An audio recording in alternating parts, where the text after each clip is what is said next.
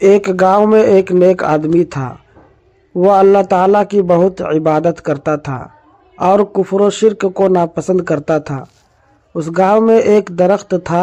گاؤں کے کچھ لوگ اس درخت کی پوجا کرتے تھے۔ کچھ لوگوں نے اس کی خبر اس نیک آدمی کو دے دی۔ وہ بہت غصہ ہوا اور اس درخت کو کاٹنے کے لیے نکل پڑا۔ راستے میں اس کی ملاقات ایک شیطان سے ہوئی۔ وہ شیطان اس وقت انسان کی شکل میں تھا۔ شیطان نے اس سے پوچھا، ارے میاں، کہاں جا رہے ہو؟ اس نے جواب دیا، فلاں جگہ ایک درخت ہے، لوگ اس کی پوجا کرتے ہیں، اس کو کاٹنے کے لیے جا رہا ہوں۔ شیطان نے اس کو پٹی پڑھائی، بھائی تم تو اس کی پوجا نہیں کرتے ہو، پھر تمہارا کیا بگڑ رہا ہے؟ اس کو مت کاٹو۔ اس آدمی نے جواب دیا، ضرور کاٹوں گا۔ اس بات کو لے کر دونوں میں لڑائی ہو گئی۔ اس نیک آدمی نے شیطان کو زمین پر پٹخ دیا۔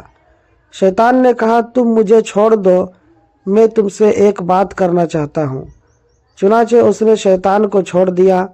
پھر شیطان نے اس سے کہا، دیکھو سچی بات تو یہی ہے کہ درخت کاٹنے سے تم کو کوئی فائدہ نہیں ہوگا، اس لیے تم درخت مت کاٹو۔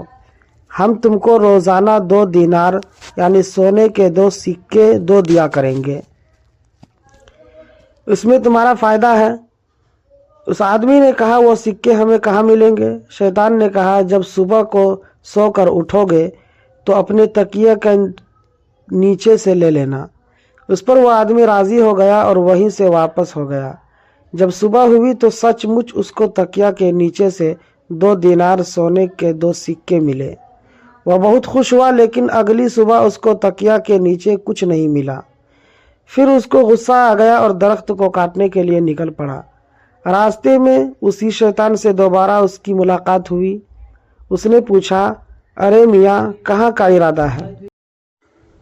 اس نے کہا، اسی درخت کو کاٹنے کے لیے جا رہا ہوں۔ شیطان نے کہا، تم اس کو نہیں کاٹ سکتے، اور یہ کہہ کر شیطان نے اس آدمی کو زمین پر پٹخ دیا اور سینے پر چڑھ کر اس کا گلا دبانے لگا۔